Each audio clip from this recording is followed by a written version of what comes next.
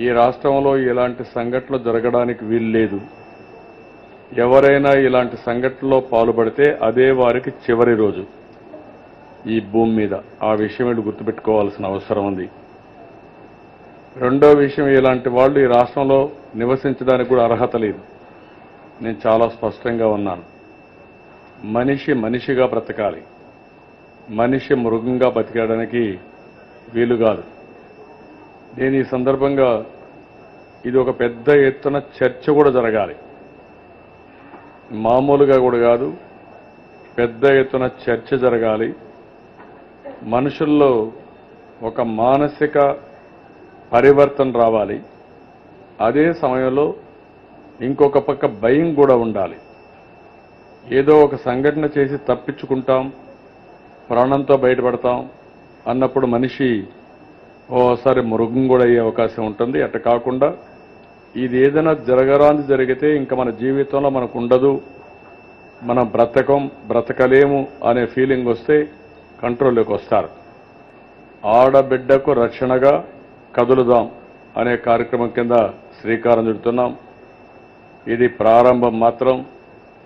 ఈ కార్యక్రమంలో అందరూ పార్టిసిపేట్ చేస్తారు. రాజకీయ పార్టీని పిలుస్తున్నాం, ప్రజాప్రతినిధులు పిలుస్తున్నాం, మీడియా ఉంటారు, పిల్లలు ఉంటారు, స్టూడెంట్స్ ఉంటారు. ఇంకొక పక్కన ప్రజలు కూడా చైతన్యవంతులే రావాలి. రైతులు కానీ, అసోసియేషన్స్ కానీ, ఎన్జీఓస్ కానీ అందరిని రమ్మంటున్నాం. అందరం కూడా దీన్ని జయప్రదం చేసి రాష్ట్రానికి ఒక మెసేజ్ ఇవ్వాల్సిన అవసరం ఉంది. కొంతమంది ఆంబోతులుగా రోడ్డు మీద పడే పరిస్థితి వస్తున్నారు. వాళ్ళకు భయం ఉండాల్సిన అవసరం ఉంది. తల్లిదండ్రులు పిల్లలతో చర్చలు చేయాల్సిన అవసరం ఉంది. అదే మరి ఇంట్లో కుటుంబ సభ్యులు మాట్లాడుకోవాల్సిన అవసరం ఉంది. టీచర్లు ఎక్కడికక్కడ పిల్లల్లో కూడా చైతన్యం తేవాల్సిన అవసరం ఉంది.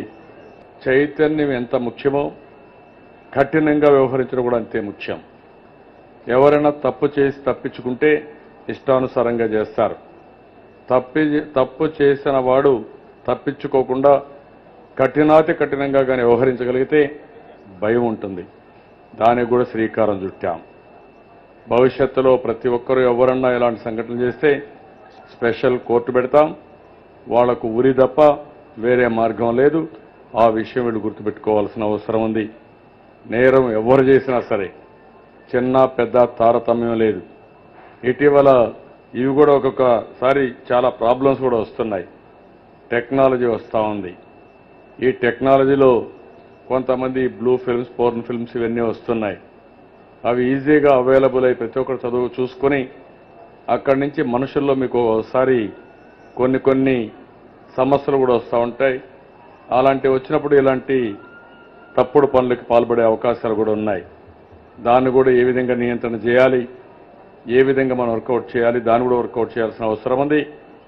ఏదేమైనా ఈ సంఘటన పట్ల నేను చాలా తీవ్రంగా స్పందిస్తున్నా, గర్హిస్తున్నా, హెచ్చరిస్తున్నా.